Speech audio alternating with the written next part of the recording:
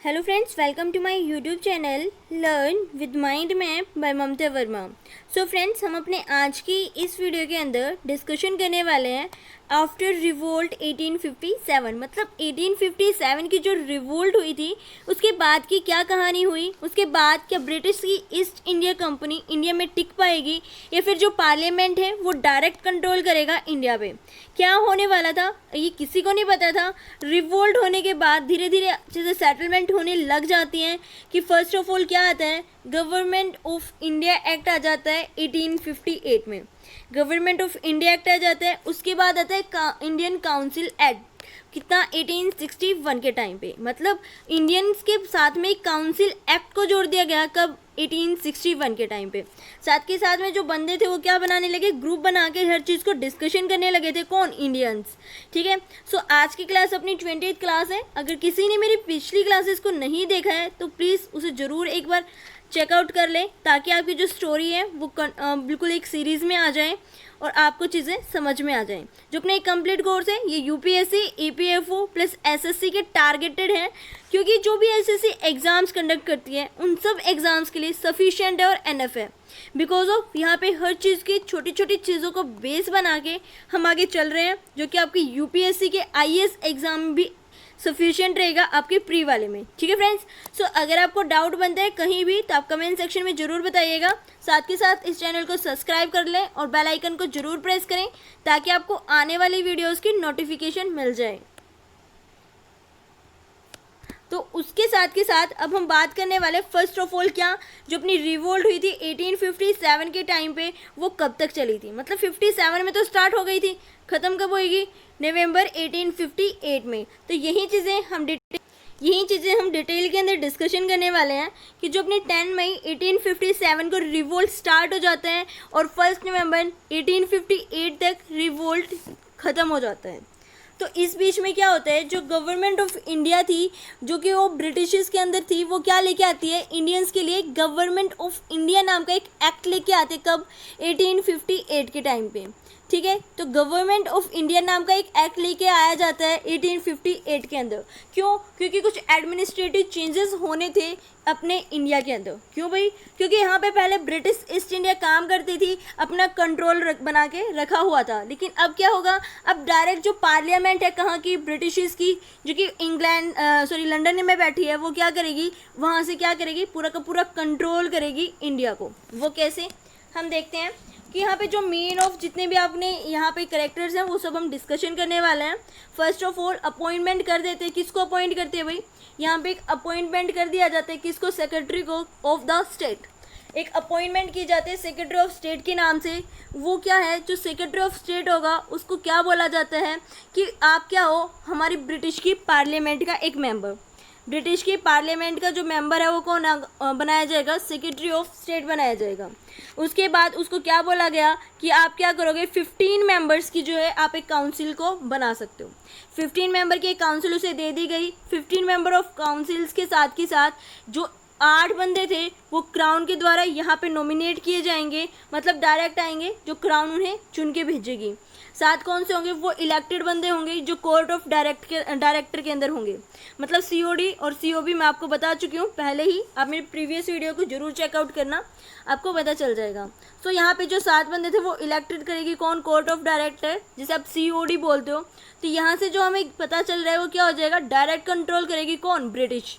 British क्या करेगी, direct control करेगी। साथ के साथ जो यहाँ पे नॉमिनेट करने के बाद यहाँ पे जो 7 इलेक्टेड पर्सन्स हैं उन्हें ऐसे बंदे होने चाहिए कि जो इंडिया के अंदर कम से कम 8 to 10 ईयर्स तक यहाँ पे स्टे कर चुके हों, जो कि ये जानते हों कि इंडिया का जो पूरा का पूरा एडमिनिस्ट्रेटिव पावर्स है वो किस तरह से कंट्रोल की जाती हैं। ठीक है, ये सारी चीज़ें आएंगी। उसके बाद क्या होता है, जो डायरेक्ट ब्रिटिश का कंट्रोल था वो यहाँ पे आ जाता है। लेकिन कैसे, क्योंकि पहले क्या था, ड्यूअल गवर्नमेंट सिस्टम था।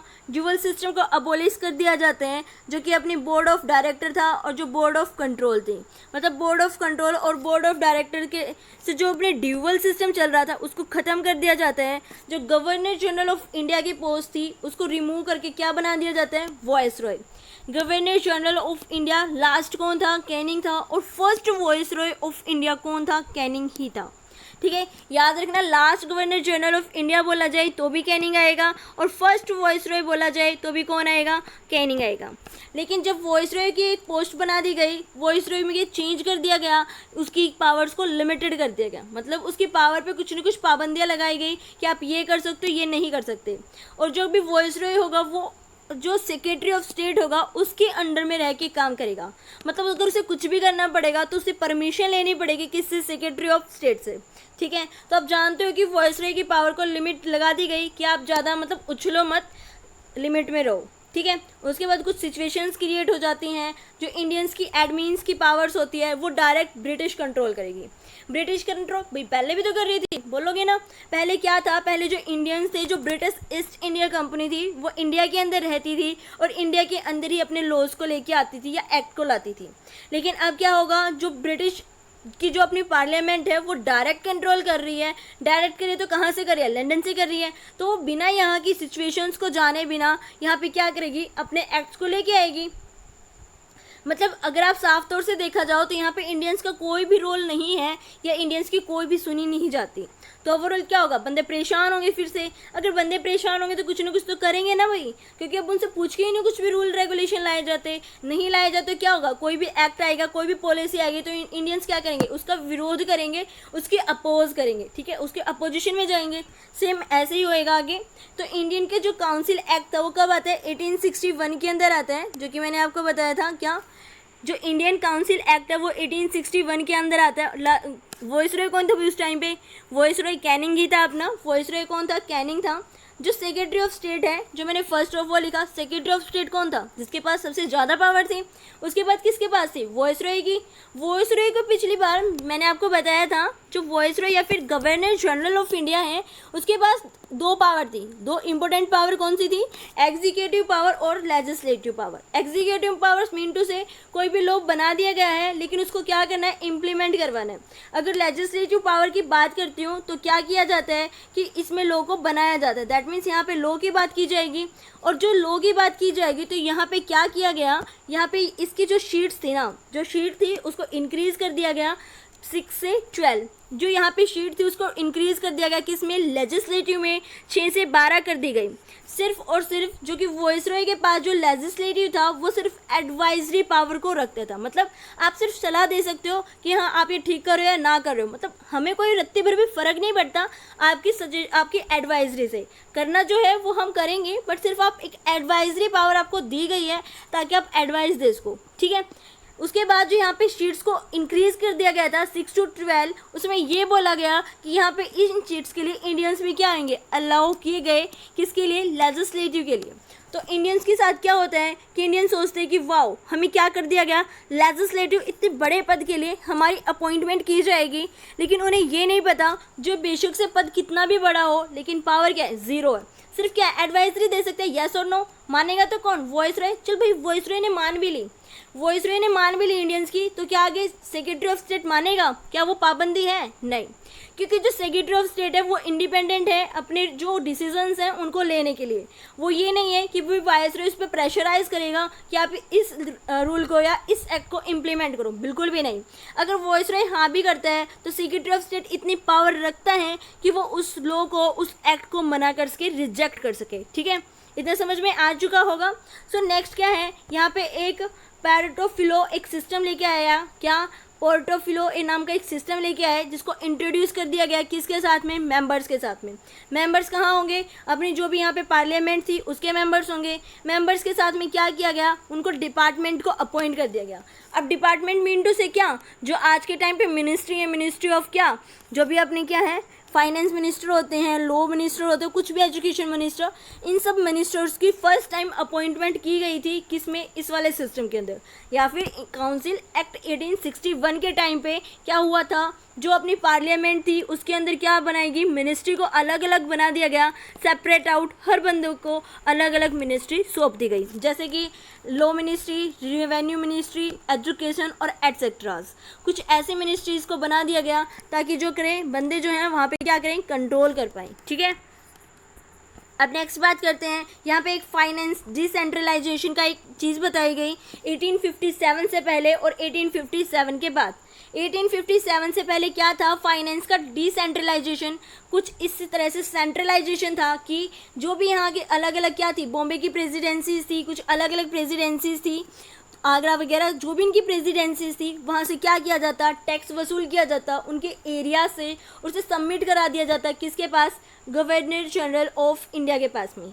और गवर्नर जनरल ऑफ इंडिया से वो बाद में क्या करते, वो बोलते कि हमें इस चीज़ में मतलब यहाँ पे ये चीज़ को बनाना है या एक नई फैक्ट्री लगानी है या यहाँ पे कुछ ना कुछ क्या करना है, इम्प्रूवमेंट करना है, तो हमें इतने पैसे का क्या करो, इश्यू कर दो या हमें क्या कर दो, चेक दो। तो इन्हें क्या करता था, पैसे मांगने पड़ते थे, उस काम को बताते ही नहीं थे कि हमें ये काम करना है तो उसके लिए इतने पैसे आपको हमें देने हैं। तो कुछ इस तरह से होता था कब, 1857 के टाइम पे या उससे पहले। तो 1857 के बाद होता क्या है, 1870 के अंदर जो मयो था वो क्या कहता है, मयो कहता है, यहाँ पे एक बंदा आता है ब्रिटिशर्स का, वो क्या कहता है कि फर्स्ट ऑफ ऑल जितने भी यहाँ पे प्रेसिडेंसीज थी, जितने भी यहाँ पे क्या थे ब्रिटिशर्स द्वारा कैप्चर्स जो टेरिटरीज थी, उन सब के जो भी बंदे वहाँ पे अपॉइंट कर रखे थे उन सबको 1-1 करोड़ के रुपए की राशि ने देनी अलाउ की थी कि भाई जो भी है आप हमें यहाँ पे सबमिट कराओगे, लेकिन उसके बाद में फिक्स 1 करोड़ रुपए आपको दूंगा, जिसके अंदर आपको जो भी अपने एरिया के अंदर इम्प्रूवमेंट करनी है, जो भी चीज़ आपको करनी है वो आप कर सकते हो। लेकिन 1877 के टाइम पे इसने मयो ने क्या किया, दोबारा फिर से इस राशि को इंक्रीज़ कर दिया गया 1 करोड़ से, चाहे उसने 2 करोड़ की और 3 करोड़, मतलब राशि को जो थी इसकी फिक्स प्राइस थे उसको इंक्रीज़ कर दिया गया। कब, उसके ठीक 7 साल बाद। लेकिन 1882 के अंदर क्या होता है, यहाँ पे एक प्रोविनेंस को अलाउ कर दिया जाता है, मतलब जो भी आपके एरियाज़ के जितना भी टैक्स है उसे आप खुद ही कलेक्ट करोगे और खुद ही अपने एरिया को इम्प्रूवमेंट करने के लिए उसका यूज़ करोगे। मतलब जो मयो था, मयो ने उसने काफ़ी इम्प्रूवमेंट करते हैं इंडिया के अंदर, और एट लास्ट में क्या होता है, इसको बुला लिया जाता है, ठीक है, क्योंकि क्या कर रहा था, काफ़ी काम कर रहा था भाई, 1 करोड़ रुपए दे रहा है भाई, किसी को जो भी काम करना है वो कर सकते हो। बाद में इस राशि को बढ़ा भी दिया जाता है और एट लास्ट 1882 के अंदर क्या कर दिया जाता है कि आपके एरिया के अंदर जितना भी टैक्स है, जितना भी आप यहाँ से रिवेन्यू लेते हो, वो आप अपने एरिया के अंदर ही क्या कर सकते हो, खर्च कर सकते हो, आप जो भी करना है आप कर सकते हो। उसके बाद इंट्रोड्यूस कर दिया जाता है कुछ लोकल बॉडीज़ के साथ में। फर्स्ट ऑफ ऑल 1864 के अंदर क्या होता है भाई, जो ब्रिटिश के ऑफिसर्स थे, जैसे जो लंदन वाला एरिया था इनके पास, जो लंदन थी वहाँ पे क्या कर रहे थे, काफ़ी इम्प्रूवमेंट कर रहे थे ब्रिटिशर्स। तो इंडियंस देखते हैं भाई हम भी क्या है, इन्हीं की तो कंट्री है, मतलब इन्हीं के साथ तो एक जॉइंट है, इन्हीं ने हमें कैप्चर कर रखा है। तो वो सोचने लगे थे कि जब वो वहाँ पे इतना इम्प्रूवमेंट कर रहे हैं और हमें भी अपना ये सब बता रहे हैं, तो क्या हमारे यहाँ पे इम्प्रूवमेंट नहीं होना चाहिए। तो ऐसे ऐसे क्वेश्चंस आने लगे थे और ये उन्हें बोलने लगे थे किसको, ब्रिटिश ऑफिसर्स को। लेकिन ब्रिटिश इस टाइम पे क्या कर सकते थे, कुछ भी नहीं, क्योंकि रिवेन्यू जो था यहाँ से और ज़्यादा टैक्स ले नहीं सकते थे, क्योंकि पीजेंट्स जो थे वो कितने परेशान हो गए थे कि उन्होंने मूवमेंट कर दिया था। अब ज़्यादा और भी प्रेशराइज नहीं कर सकते क्योंकि पता भी मूवमेंट कर सकते हैं। लेकिन एट लास्ट वो क्या करते हैं, एक बंदा था रिपन, उसने क्या किया, दिमाग लगाया और ये सोचा कि वहाँ जो जो एरिया है वहाँ पे उनकी इम्प्रूवमेंट के लिए, उनकी प्रोग्रेशन के लिए मैं इंडियंस को ही वहाँ पे क्या कर दूंगा, अपॉइंट कर दूंगा। अगर इंडियन ही अपने बंदे को जाके बोलेगा कि ऐसे ऐसे हमें इम्प्रूवमेंट करना है अपने एरिया के अंदर, आप क्या करो थोड़ा सा और ज़्यादा टैक्स दे दो, तो हो सकता है इंडियंस मान जाए, और ओबियसली इंडियंस मान भी जाते हैं। लेकिन अगर ब्रिटिश को मैं भेजूंगा टैक्स को ज़्यादा कलेक्ट करने के लिए कि भाई आप थोड़ा थोड़ा ज़्यादा टैक्स दो, तो जो इंडियंस है वो भड़क जाएंगे, ना तो वो पिछला टैक्स देंगे और ना वो बढ़ा के देंगे।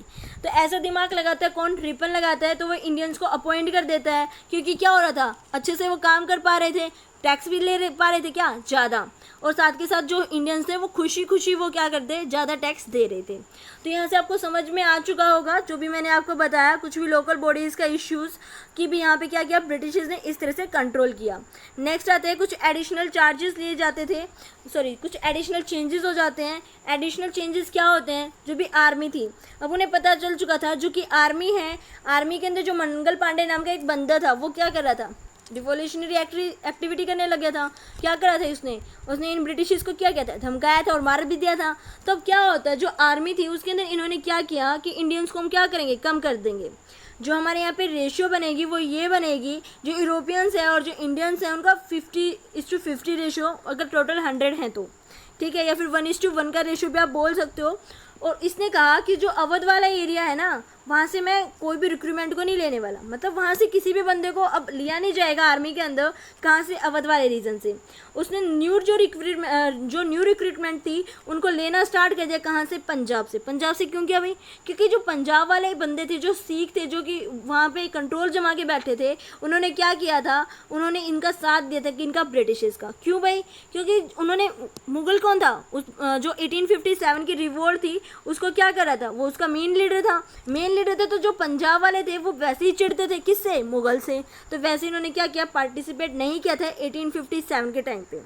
और दूसरी बात ब्रिटिशर्स ने क्या बोली, जो गुड वॉरफेयर हैं, जो कि यहाँ पे हमारे पास अच्छे अच्छे हथियार हैं, वो हम इंडियंस को चलाने नहीं बताएंगे। मतलब इंडियंस को हम खुद सिखाते हैं और बाद में वो हमारे ऊपर ही सिर पे चढ़ते हैं और हमारे ऊपर ही उनका यूज़ कर देते हैं।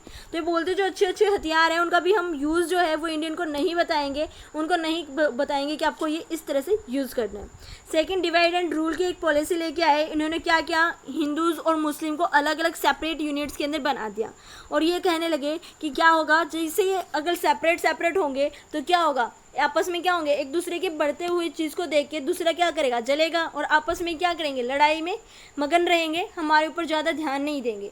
तो इन्होंने क्या किया? डिवाइड एंड रूल की एक पॉलिसी निकाल के लेके आते हैं और साथ के साथ में क्या करते हैं? इनकी जो यूनिट्स थी आर्मी के अंदर उनको सेपरेट कर दिया जाता है, हिंदूज़ की अलग और मुस्लिम्स की अलग। ठीक है।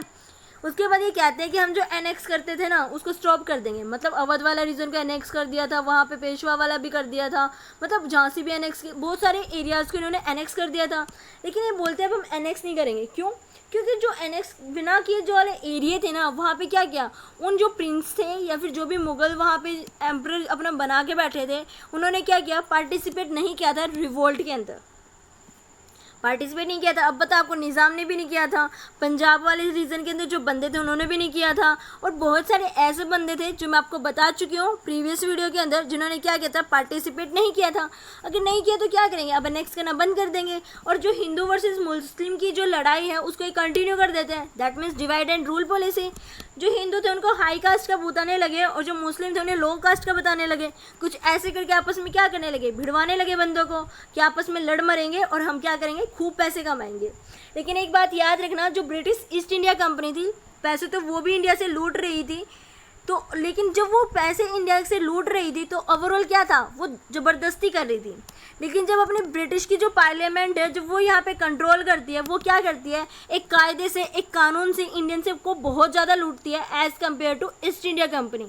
ठीक है, लूटती ये भी है, पार्लियामेंट का जब डायरेक्ट कंट्रोल होता है, बट ये क्या करती है? ये अपने रूल रेगुलेशन से लूटती है और ज़्यादा हर्ट नहीं करती। और जो ब्रिटिश ईस्ट इंडिया कंपनी थी वो ज़बरदस्ती लूट माट करती थी। उसके बाद ये सिस्टमेटिक क्या करती थी? लूट करना स्टार्ट कर देती है। कौन? ब्रिटिशर्स की पार्लियामेंट जब डायरेक्ट कंट्रोल में कर लेती है। अब जो आज का क्वेश्चन है वो आपके साथ ये है कि जो हमने 1857 के अंदर जो रिवोल्ट्स के बारे में बात की थी, 1857 की जो हमने रिवोल्ट्स के बारे में बात की थी, उसके ठीक बाद मैंने आपको ये जो सारी कहानी है वो मैं आपको बता चुकी हूँ। लेकिन उससे भी पहले मैंने आपको रिवेन्यूज़ पॉलिसीज़ बताया था, लैंड रिवेन्यू पॉलिसीज़, शायद आपको याद भी होगा। वहाँ पे चार्टर आया था 1833 वाला, चार्टर आया था 1833 वाला। उस चार्टर का दूसरा नाम क्या था ये आपको कमेंट सेक्शन